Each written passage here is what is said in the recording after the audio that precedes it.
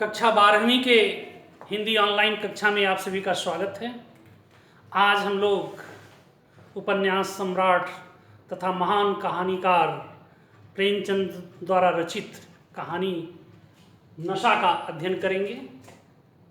तो सबसे पहले आइए हम लोग प्रेमचंद के जीवनी का अध्ययन करते हैं। मुंशी प्रेमचंद का जन्म 31 जुलाई 1880 ईस्वी में हुआ था और 8 अक्टूबर 1936 को ये स्वर्गवासी हो गए। कलम के जादूगर मुंशी प्रेमचंद का जन्म वाराणसी जिले के लमही गांव में 31 जुलाई 1880 ईस्वी को हुआ था। यानी वाराणसी से कुछ ही दूरी पर लमही गांव है और लमही गांव में 31 जुलाई 1880 को इनका जन्म हुआ। विद्यालयी शिक्षा पूर्ण करके इन्होंने कुछ वर्षों तक अध्यापन कार्य किया। शिक्षा विभाग में ये सह विद्यालय निरीक्षक के पद पर भी इन्होंने कार्य किया। इन्हें डिप्टी इंस्पेक्टर ऑफ स्कूल के पद पर इन्होंने कुछ दिनों तक कार्य किया। बाद में तत्कालीन राजनीतिक आंदोलनों से प्रभावित होकर इस पद से त्यागपत्र इन्होंने दे दिया और आजीवन साहित्य सृजन में लगे रहे। प्रेमचंद जी उर्दू में नवाब राय के नाम से लिखते थे। सबसे पहले ये नवाब राय के नाम से उर्दू में लिखते थे और उर्दू में प्रकाशित प्रथम कहानी संग्रह सोजे वतन अंग्रेजी सरकार द्वारा जब्त करने के बाद ये प्रेमचंद के नाम से लिखने लगे। इन्होंने माधुरी, हंस, जागरण आदि पत्रिकाओं का संपादन किया। इनकी प्रमुख रचनाएं हैं सेवा सदन, कायाकल्प, निर्मला, प्रेमाश्रम, कर्मभूमि, रंगभूमि, गबन, गोदान इनके प्रमुख उपन्यास हैं। सोजे वतन, प्रेम द्वादशी, प्रेम पूर्णिमा आदि इनके कहानी संग्रह हैं। इनकी कहानियों को मानसरोवर 8 भागों में संग्रहित किया गया है। करबला, संग्राम, बलि की बेदी इनके नाटक हैं। महाजनी सभ्यता इनका निबंध है। महाजनी सभ्यता ये निबंध आप लोगों ने कक्षा 11वीं में पढ़ा है। प्रेमचंद अपने युग के प्रतिनिधि कथाकार थे। प्रेमचंद जी अपने युग का प्रतिनिधित्व करते थे। ये कथाकार थे और उनकी रचनाओं में तत्कालीन समस्याओं एवं कुरीतियों का यथार्थ निरूपण हुआ है। उनके समय की जो भी समस्याएं थीं, जो भी कुरीतियां थीं, उन्होंने साहित्य में, अपनी कथाओं में, अपनी कहानियों में बाखूबी वर्णन किया है। पूस की रात जिसमें एक भारतीय किसान की दयनीय दशा का चित्रण है। बूढ़ी काकी एक विधवा थी और वे वृद्ध हो चुकी थी। उनकी जायदाद हड़पने के लिए उनका भतीजा बुद्धिराम तरह तरह से प्रलोभन दे करके उनके जमीन जायदाद को लिखा लेने के बाद उनको प्रताड़ित करता है। तो एक वृद्ध व्यक्ति की प्रताड़ना की कहानी जो है बूढ़ी काकी है। मंत्र कहानी डॉक्टर चड्ढा जो कि एक ग्रामीण के बच्चे का इलाज इसलिए नहीं करते हैं कि उनके खेलने का वक्त हो गया था, लेकिन जब उनके बेटे को सर्प डस लेता है तो वही ग्रामीण अंत में उनके काम आता है। पंच परमेश्वर, नमक का दरोगा, बड़े घर की बेटी, नशा जो आज आप लोग अध्ययन करेंगे, आज इनकी बहुचर्चित कहानियां हैं। इनकी कहानियों में मानवीय संवेदना सजीव हो उठी है।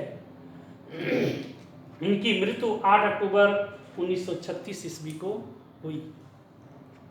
तो आपके पाठ्यक्रम में मुंशी प्रेमचंद द्वारा रचित कहानी नशा है। तो आपके मन में ये कौतूहल होगा कि लेखक किस नशे की बात करता है। इस दुनिया में बहुत तरह के नशे हैं। अल्कोहल का नशा है, किताब पढ़ने का नशा है, लिखने का नशा है, गाने का नशा है, दौलत का नशा है, ऐश्वर्य का नशा है, तमाम जो है नशा है। पूरी कहानी पढ़ने के बाद एक उत्सुकता बनी रहती है पाठकों के मन में, लेकिन अंत में यह स्पष्ट होता है कि ये नशा दौलत का नशा है, यह नशा जो है ऐश्वर्य का नशा है, यह नशा झूठे बड़कपन का नशा है। और कवि बिहारी ने भी लिखा है कि कनक कनक ते 100 गुनी मादकता अधिकाय, वह पाए बौरायनर कि वह खाए बौरायनर कि वह पाए बौराय। कनक कनक ते 100 गुनी मादकता अधिकाय, वह खाए बौरायनर कि वह पाए बौराय। यहाँ कनक का दो अर्थ है, एक धतूरा, दूसरा सोना। धतूरा खाने के पश्चात व्यक्ति जो है मदमस्त हो जाता है, नशे में हो जाता है, लेकिन उस धतूरे से भी सैकड़ों गुना नशा करने वाला कनक है, यानी सोना है, यानी दौलत आदि पा करके मनुष्य वो धतूरे से भी ज़्यादा जो है मतवाला हो जाता है। तो इस नशा कहानी में दो प्रमुख पात्र हैं। एक ईश्वरी है जो जमींदार का बेटा है, और उसका मित्र एक गरीब क्लर्क का बेटा है, जिसमें कहानी में मैं शब्द करके लेखक ने लिखा है, और उसका नाम वीर। तो वीर और ईश्वरी दो मित्र हैं जो इलाहाबाद के हॉस्टल में रहते हैं, एक साथ इलाहाबाद में पढ़ते हैं। ईश्वरी जमींदार का पुत्र है, और जमींदारों में जो ठसक होती है, जो बेदर्दपना होता है, वो सब ईश्वरी में निहित था। और वीर और ईश्वरी में कभी कभी वाद विवाद हो जाया करता था। वीर जो है ईश्वरी को जमींदारों की आलोचना करता था। ईश्वरी कहता था कि जमींदार हिंसक पशु हैं, खून चूसने वाली जोंक हैं, वृक्षों के शीर्ष पर उगने वाले बंध्या हैं, आज कह करके प्रताड़ित करता था। लेकिन ईश्वरी के पास बहुत दलीलें नहीं थी यह कहना कि ऊंच नीच होते रहते हैं आदि आदि, लेकिन उसको अपने पक्ष के विषय में बहुत कुछ कहना नहीं था। फिर भी दोनों में दोस्ती थी, और दशहरे की छुट्टी होती है, ईश्वरी वीर को अपने घर जाने का जो है निमंत्रण देता है। वीर को अपने घर जाने के लिए किराया नहीं है, और यह समझ कर कि ईश्वरी के घर जाकर के वह खूब अच्छी तरह पढ़ाई लिखाई करेगा, छुट्टियों का उपयोग अच्छी तरह करेगा, क्योंकि ईश्वरी जमींदार का पुत्र होने के साथ साथ वह मेहनती और ज़हीन लड़का था। और इस तरह से वह ईश्वरी के आग्रह को स्वीकार कर लेता है और उसके घर जाने के लिए तैयार हो जाता है। और दोनों घर जाने के उत्साह में, यात्रा के उत्साह में शाम को ही निकल जाते हैं, और गाड़ी 9 बजे रात को आने वाली थी। इधर उधर काफ़ी घूमने के बाद रिफ्रेशमेंट के लिए जो है यानी भोजनालय में जाते हैं, वहाँ भोजन करते हैं। जो खानसामे हैं वे ईश्वरी को अच्छी तरह पहचान लेते हैं कि मालिक यही है। वीर जो है अपने परिधान, अपने पोशाक से यह खानसामों द्वारा जान लिया जाता है कि पिछलग्गू कौन है और मालिक कौन है। खानसामे ईश्वरी को ज़्यादा महत्व देते हैं और इसमें जो है वीर अपने को उपेक्षित महसूस करता है। यह विभेद जो है उसको बराबर चुभता रहता है, खाने में उसे आनंद नहीं मिलता है और अंत में चलते चलते ईश्वरी खानसामों को 8 आने इनाम के रूप में देता है और खानसामे उसको नमस्ते करते हैं। ईश्वरी वीर से कहता है कि कितने तमीज़दार ये लोग हैं, एक हमारे नौकर हैं कि उन्हें जो है इन सब की जो है तमीज़ ही नहीं है। वीर कहता है कि अपने नौकरों को भी तुम 8 आने रोज़ दिया करो तो उन्हें भी तमीज़ आ जाएगी। ईश्वरी कहता है तो क्या तुम समझते हो कि ये लोग केवल इनाम के लिए इस तरह जो है लोगों का सम्मान करते हैं? तो वीर व्यंग करते हुए कहता है नहीं नहीं, इनके रक्त में ही जो है ये सम्मान छिपा हुआ है। इस तरह से 9 बजे प्रयाग स्टेशन पर ट्रेन आती है, दोनों सवार होते हैं। ट्रेन जो है वह डाक गाड़ी थी, यानी एक्सप्रेस ट्रेन थी और प्रतापगढ़ में जाके रुकती है। एक व्यक्ति उस कंपार्टमेंट में, उस डिब्बे में दाखिल होना चाहता है। वीर कहता है, जोर से चिल्लाकर कहता है कि अरे ये दूसरे दर्जे का डिब्बा है। वह व्यक्ति कंपार्टमेंट में दाखिल होते हुए कहता है कि हाँ, हुजूर को भी मुझको भी पता है कि ये दूसरे दर्जे का कंपार्टमेंट है, डिब्बा है। और इस तरह से वह बीच वाले बर्थ में जा कर के सो जाता है। वीर जो है लज्जित होता है। सुबह सुबह मुरादाबाद गाड़ी पहुंचती है और इन लोगों को लेने के लिए 2 भद्र पुरुष, जिसमें से एक मुस्लिम हैं जिनका नाम रियासत अली है, दूसरा हिंदू हैं राम हरख, और साथ में 5 बेगार आते हैं। लोग ईश्वरी के साथ वीर को देखते हैं और देख करके उन लोगों को थोड़ा असमंजस होता है और रियासत अली पूछते हैं कि ये बाबू साहब क्या आपके साथ रहते हैं? तो ईश्वरी कहता है कि हाँ, इन्हीं के कारण हम इलाहाबाद में आज तक टिके हुए हैं, वरना कभी हम लखनऊ चले आते। और ईश्वरी जो है वीर की जो है बहुत तारीफ करता है और कहता है कि ये गांव के जो है जमींदार के पुत्र हैं, 2.5 लाख सालाना के ये जमींदार के बेटे हैं, आदि आदि कह करके बहुत चढ़ा बढ़ा करके वर्णन करता है। राम हरख कहता है कि देखने से तो ऐसा नहीं लगता है, देखने से बड़े सीधे सरल लग रहे हैं। रियासत अली ने कहा कि महाराज चांगली भी ऐसे ही थे, गाढ़े रंग का कुर्ता, चमरौधा जूता पहन करके घूम रहे थे और बेगार में पकड़ लिए गए थे। तो बड़े लोग कभी कभी सीधे सादे लिबास में रहते ही हैं।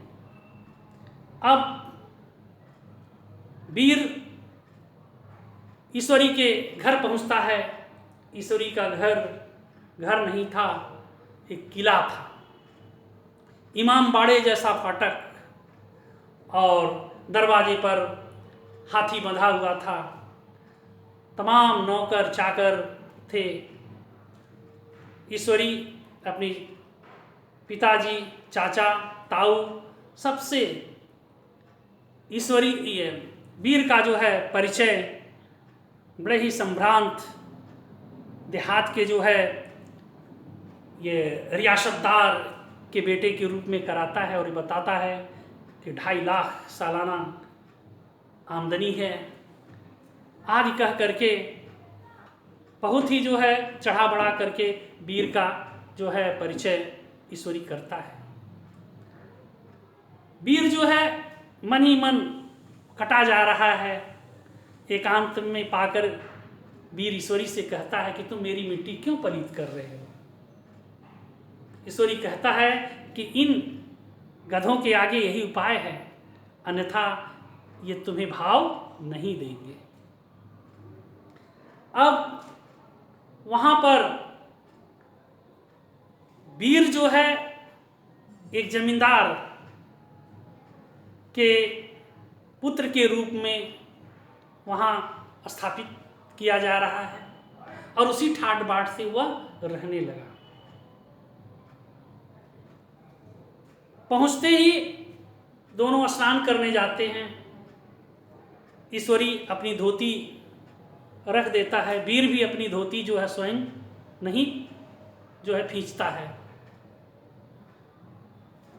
सबसे पहले खाने के वक्त ईश्वरी के पांव धोए जाते हैं और उसी क्रम में वीर भी अपना पांव धुलवाता है और तब लोग भोजन करते हैं। तो वहां पर वीर जो है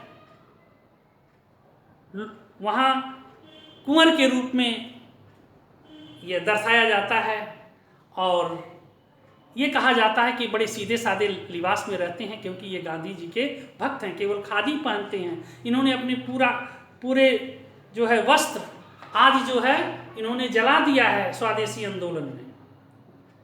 तो पूरे कहानी में वीर को एक जमींदार के पुत्र के रूप में प्रदर्शित किया जाता है और वीर भी धीरे धीरे उस कल्पित ऐश्वर्य की ओर जो है अपने को बढ़ता हुआ नजर उसको आ रहा है। यानी वह कल्पित ऐश्वर्य का सुख भोगते हुए वह अपने को महसूस करता है। वह नौकरों को डांटना डपटना आज उसके अंदर भी वो आदतें आ जाती हैं।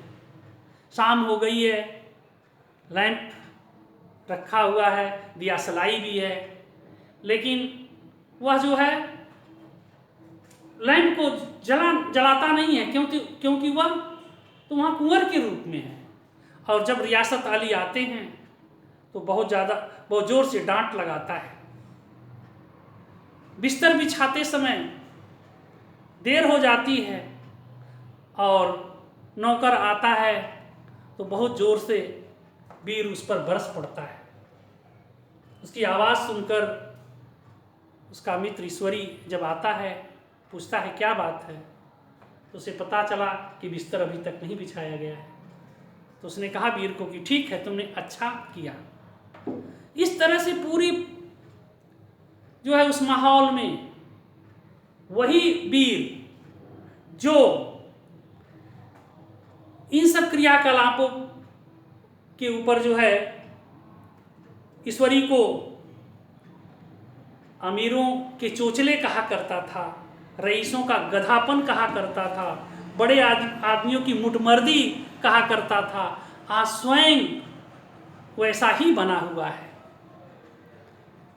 इस तरह से शिकार करने में, मछली का शिकार करने में, घुड़सवारी करने में आदि में जो है पूरे समय बीत जाते हैं।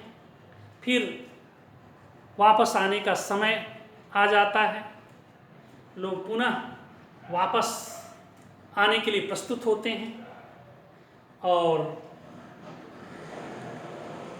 वीर ये सोचता है कि सारे नौकरों को इनाम इकराम दे, लेकिन अपनी वास्तविक हालत के कारण वह किसी को कुछ दे नहीं पाता है।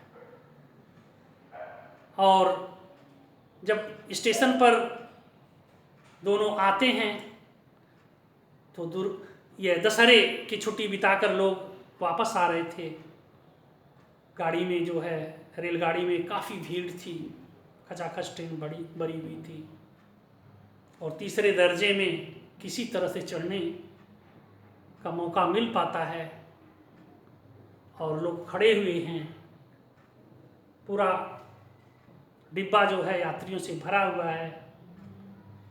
दरवाजे के पास ही वीर वहाँ पर बैठा हुआ है। एक आदमी कलकत्ता जा रहा है, पीठ पर गट्ठर बांधे हुए है और उसे रखने की जगह नहीं मिलती है